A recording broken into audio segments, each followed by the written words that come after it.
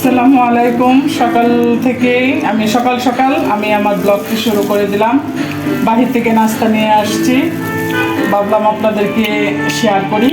এই যে আমি আসলে এখানে একরকমই সবজি আর দুইভাবে দিয়েছে, যেহেতু দাম বেশি এই জন্য আলাদা আলাদা দিয়েছে। আর এখানে 9টা পরোটা নিয়ে আসছি।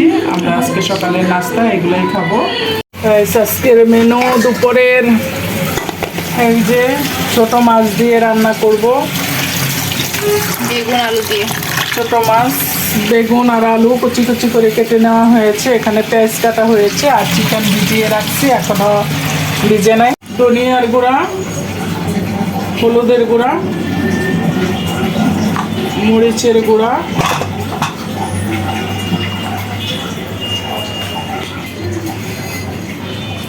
স্বাদ মতো লবণ, তেল,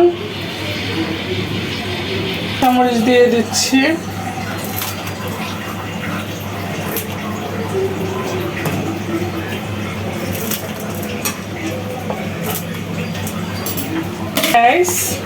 যেহেতু ছোট মাছ রান্না করবো, একটু পেঁয়াজের পরিমাণটা একটু বেশি দিচ্ছি। ভালো করে একটু মাখিয়ে নিব।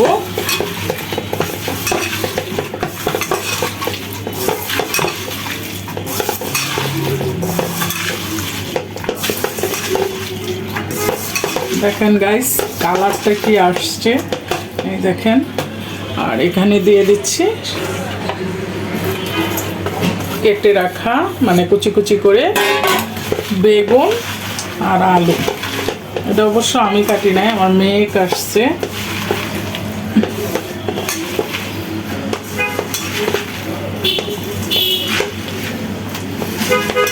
কালারটা কি আসছে দেখছেন।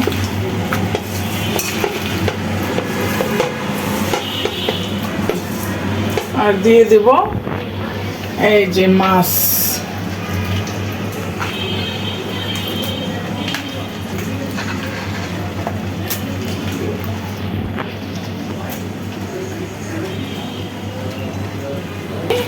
এভাবে মাখিয়ে নিচ্ছি।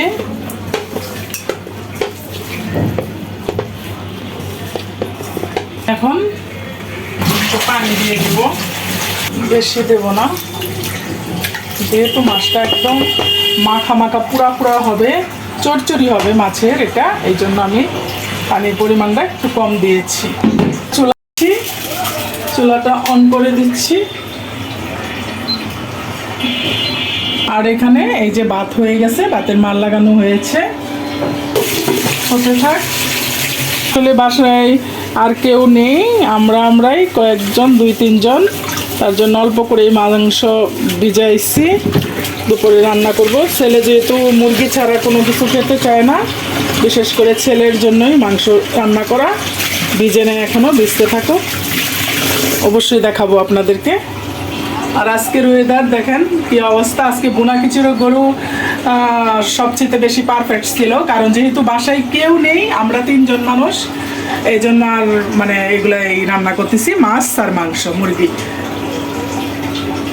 এখানে আমি কাঠবাদাম আর কাজু বাদামকে বেটে নিচ্ছি। আমি এটা মানে চিকেনের মধ্যে দিব, আমি নিজে বেটে নিচ্ছি পাটায় শিলে।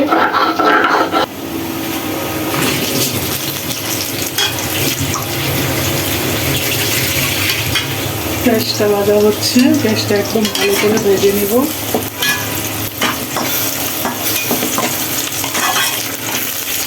দিয়ে দেব আলুটাও আমি ভালো করে ভেজে নেব।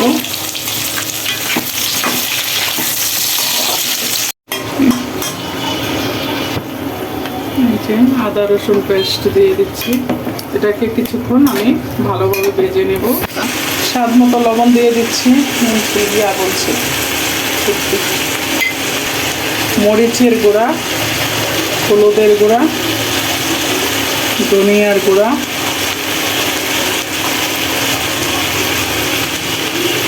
যে যেমন জাল খান সেরকম দেবেন। আমরা একটু চিকেনের মধ্যে জালটা একটু বেশি পছন্দ করি, সবাই জাল জাল একটু পছন্দ করে। আর জিরার গুঁড়া দিয়ে দিলাম। এটাকে আমি এখন ভালো করে নাড়াচাড়া করে মাখিয়ে নেব আলুর সাথে।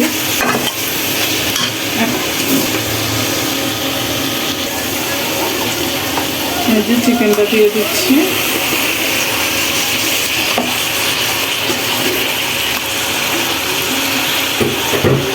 এটাকে একটু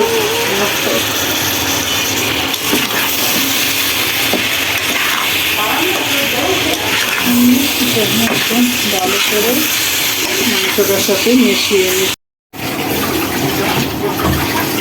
এই যে মুরগি,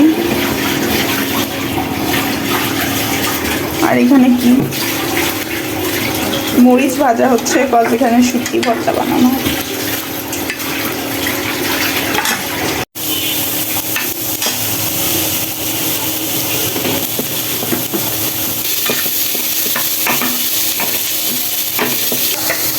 পেঁয়াজটা আমি একদম ভালো করে ভেজে নিচ্ছি। আর এখানে আমি এটাকে কেটে নিব লবণ দিয়ে। রসুন ভেজে নিচ্ছি। এগুলো আসলে দেশি রসুন, বেশি দিলে দেখা যায় মানে কেমন জানি বেশি, একদম দেশি রসুনের গ্রাম বেশি, জন্য অল্প করে দিয়ে ফেলেছি আপনাদেরকে। এই যে আমি ধুয়ে ধুয়ে রেখেছি, পাটায় পিষে নিচ্ছি।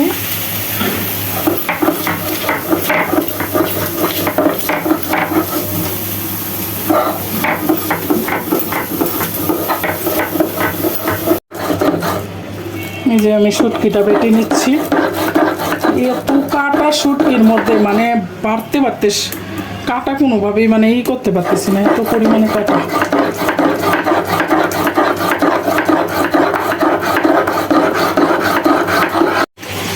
আমার ভর্তা হয়ে গেছে। এখন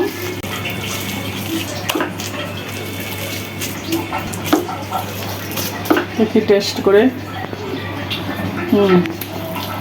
লবণ হয়েছে পারফেক্ট। এখন আমি ওটা উঠিয়ে নেব।